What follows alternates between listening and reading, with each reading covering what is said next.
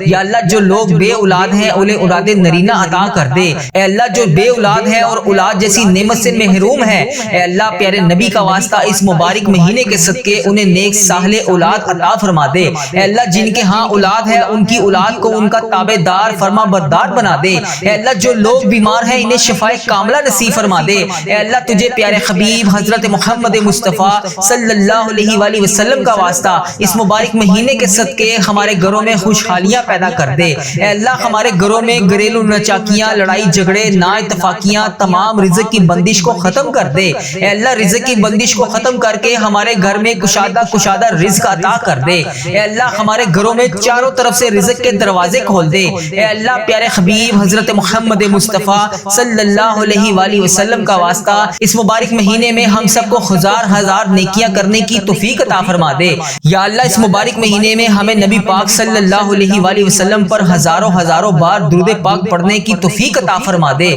اے اللہ پاک، اے میرے پروردگار ہم سب سے راضی ہو جا۔ اے میرے پروردگار اس بابرکت مہینے میں تو ہم سب سے راضی ہو جا۔